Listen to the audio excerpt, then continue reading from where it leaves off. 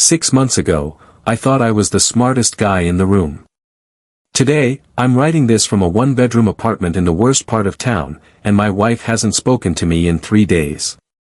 My name is Tony Ramirez, I'm 45 years old, and I just destroyed my family's entire life savings because I thought I could beat the system. Let me start from the beginning, because I need you to understand that I'm not some degenerate gambler or reckless idiot. I'm an accountant. Was an accountant. I've been working with numbers my entire adult life, helping other people make smart financial decisions. I should have known better than anyone how this would end. My wife Maria and I have been married for 18 years. We met when we were both working at a small accounting firm in Albuquerque. She was the office manager, I was a junior accountant fresh out of UNM.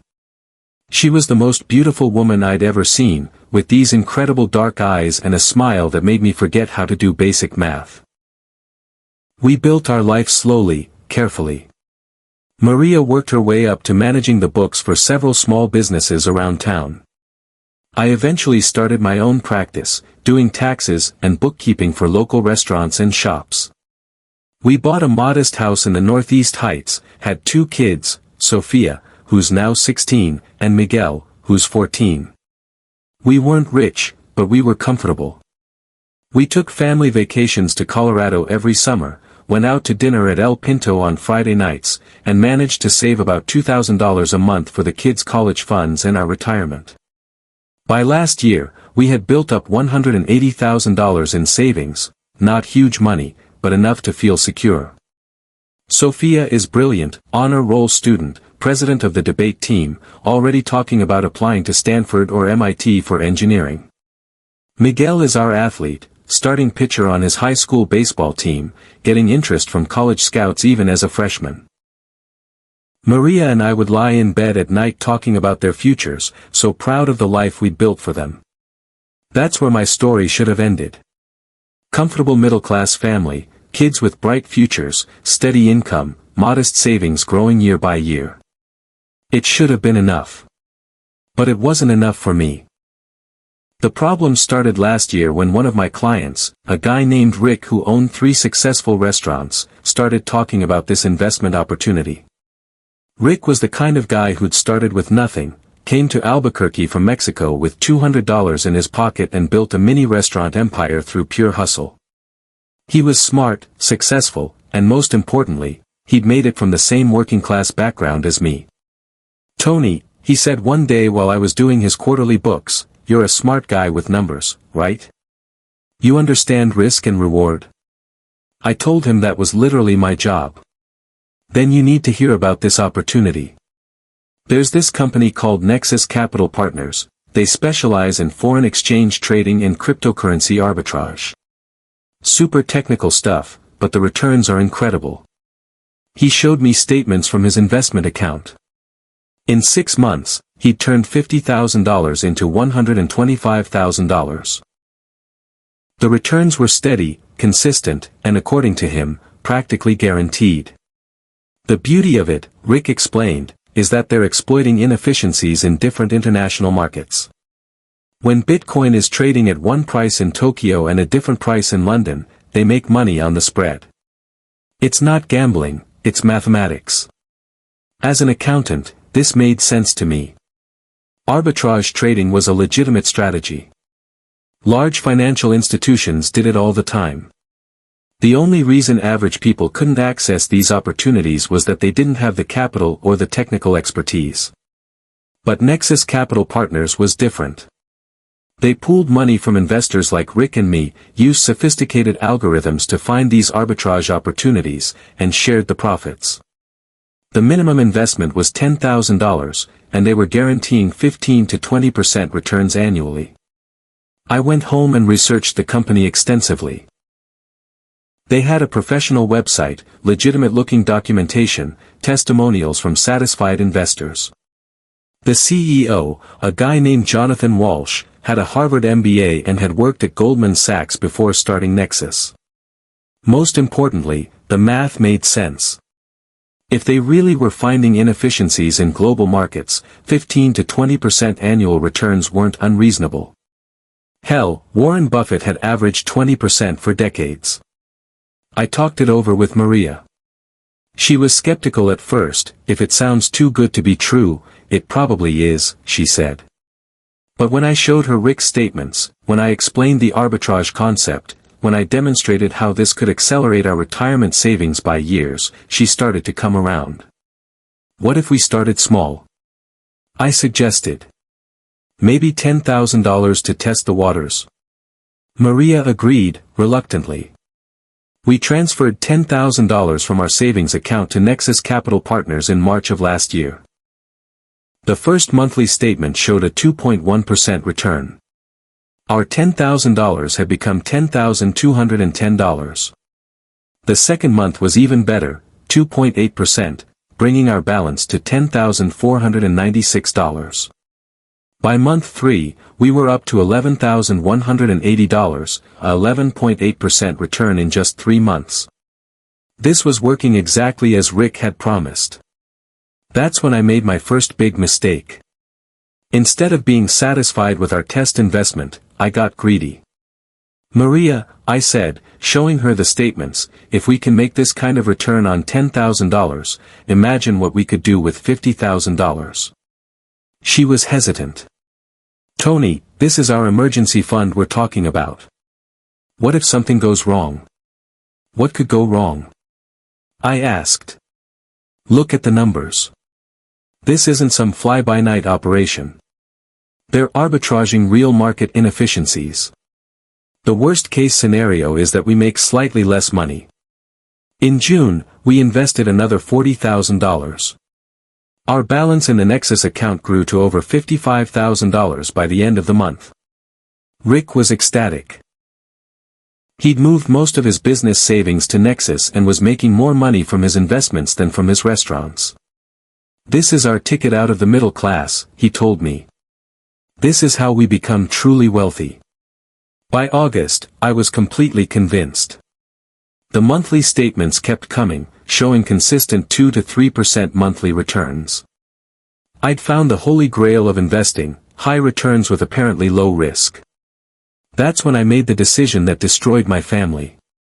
I convinced Maria that we should move our entire savings, all $180,000, to Nexus Capital Partners.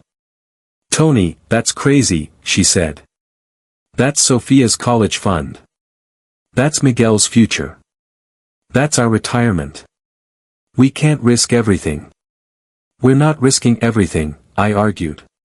We're securing everything. At this rate of return, Sophia's college will be fully funded in 2 years instead of 5. Miguel will have a full ride to any school he wants. We'll be able to retire at 55 instead of 65. I showed her the projections. If Nexus continued delivering 18 to 20% annual returns, our $180,000 would become over $300,000 in just 5 years. In 10 years, we'd have almost $700,000. Think about what this means for our kids, I pleaded. No student loans, no financial stress, the freedom to pursue whatever careers they want without worrying about money. Maria finally agreed, but she made me promise that this was it, no more big investments, no more risks. This was our one shot at financial freedom. In September, we transferred our entire savings to Nexus Capital Partners. For 3 months, everything continued perfectly. Our account balance grew steadily. By December, our $180,000 had become $205,000. We were on track to make more money from our investments that year than from our actual jobs. I started planning our new life. We looked at houses in the foothills, the expensive part of town where the doctors and lawyers lived. I researched private schools for the kids. Maria and I talked about taking a real vacation, maybe Europe, maybe a cruise. The monthly statement for December showed our balance at $208,340. I remember the exact number because it was the last statement we ever received. On January 15th, I got a call from Rick. He was crying. Tony, he said, his voice shaking, have you tried to log into your Nexus account recently? I hadn't. I usually checked it on the weekends, and it was only Wednesday. Why? I asked, already feeling sick to my stomach. The website is down. I called the customer service number, and it's disconnected. I tried emailing Jonathan Walsh, and it bounced back. I hung up and immediately tried to access my account. Rick was right, the Nexus Capital Partners website was completely gone. Not down for maintenance, not temporarily unavailable, gone, like it had never existed. I spent the next 48 hours frantically trying to find any trace of our money. I called every number I could find, sent emails to every address associated with the company. I drove to what I thought was their office in Albuquerque, only to find it was just a UPS store mailbox. Nexus Capital Partners was a complete fraud. A Ponzi scheme. Jonathan Walsh wasn't a Harvard MBA, he was a convicted felon named Jeremy Watson who'd run similar scams in Florida and California. The arbitrage trading was complete fiction. The monthly returns we'd been receiving weren't from profitable investments, they were just our own money being slowly given back to us, along with money from newer investors. When the scheme finally collapsed, Jonathan/Jeremy disappeared with an estimated $50 million from over 300 victims across the country. The FBI has an open investigation, but they've warned us that we'll likely recover pennies on the dollar, if anything at all. $180,000. Gone. Our entire life savings, evaporated overnight. But losing the money was just the beginning of my nightmare. I had to tell Maria.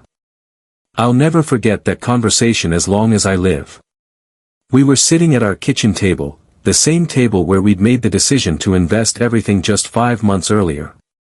"What do you mean it's gone?" she asked, her voice barely above a whisper.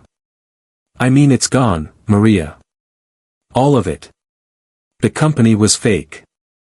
We've been scammed." She stared at me for a long time, and I watched something die in her eyes. The trust, the partnership, the belief that we were building this life together, it all just drained away. "You promised me," she said finally. "You swore to me that this was safe. You risked our children's futures on a promise from a stranger." "Maria," I thought. "You didn't think," she exploded. "You got greedy. You got seduced by easy money and you gambled away 18 years of our life." She was right. That's the worst part, she was absolutely right. The consequences came fast. Without our savings as a safety net, every monthly bill became a crisis. Maria had to take a second job cleaning offices at night. I had to let go of 2 employees from my accounting practice and take on extra freelance work. We put the house on the market, but we owe more on the mortgage than it's worth in the current market. We're facing foreclosure if we can't catch up on payments. Sophia had to withdraw her early admission application to Stanford because we can't afford the tuition. She's applying to UNM now, hoping for financial aid, but her dreams of studying engineering at a top university are basically over.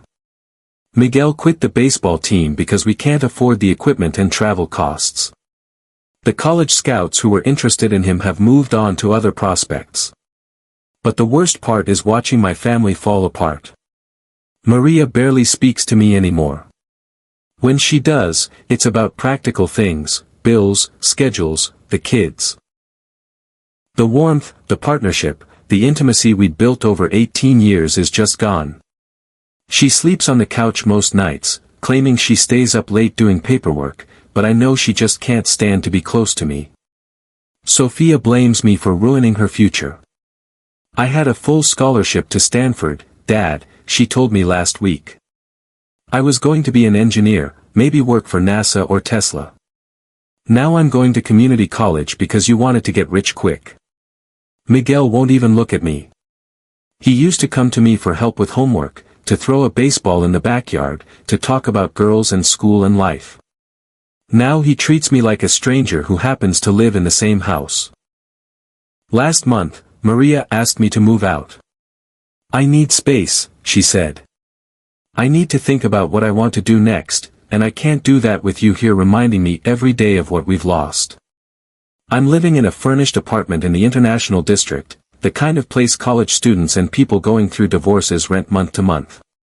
It smells like cigarettes and desperation, and the walls are so thin I can hear my neighbors arguing about money every night. The irony isn't lost on me. I still do the kids' taxes, help local businesses with their books, but my heart isn't in it anymore. How can I advise people about financial planning when I made the worst financial decision in history? How can I be trusted with other people's money when I threw away my own family's security? Rick and I don't talk anymore. He lost everything too, his restaurants are in bankruptcy, his marriage is over, and he's facing criminal charges for recruiting other investors into the scheme. We were both victims, but we were also both perpetrators, bringing our friends and family into the scam without knowing it. The FBI agent handling our case told me that financial fraud victims often blame themselves, but that we were dealing with sophisticated criminals who made their living fooling intelligent people. You weren't stupid, she said. You were targeted by experts. But that doesn't make me feel any better. Because the truth is, I was stupid. I was so seduced by the idea of easy money, so convinced that I was smarter than everyone else, that I ignored every red flag. I put greed ahead of caution, ego ahead of prudence. I destroyed my family because I wanted to be rich instead of grateful for what I already had. Maria has started seeing a lawyer. She hasn't filed for divorce yet, but she's talking about it. I don't know if I can forgive this, she told me during one of our awkward custody exchanges. It's not just about the money, Tony. It's about trust. It's about judgment. How can I build a future with someone who destroyed our past so carelessly? I don't have an answer for that. The hardest part is the nights. I lie awake in my cheap apartment, listening to sirens and thinking about everything I've lost. Not just the money, that's gone and there's nothing I can do about it. But my wife's respect, my children's love, the sense of security and stability that took us 18 years to build. I think about parallel universe versions of myself who were content with our comfortable middle-class life. Versions who were grateful for steady work, a loving family, and slow but steady savings growth. Those versions of me are still living in our house in the Heights, still married to Maria, still watching Sophia and Miguel grow up. Those versions of me didn't get greedy. I've been going to a financial fraud support group at the community center downtown. It's mostly older people who got scammed by fake lottery winnings or romance scams, but there are a few people like me, middle-class folks who thought they were making smart investments and lost everything. There's a woman named Carol who lost her retirement savings to a fake gold investment scheme. A man named Pete who gave $75,000 to someone claiming to be a hedge fund manager. We sit in a circle every Thursday night and share our stories, and the common thread is always the same: we all thought we were smarter than we actually were. The shame is the worst part, Carol said last week.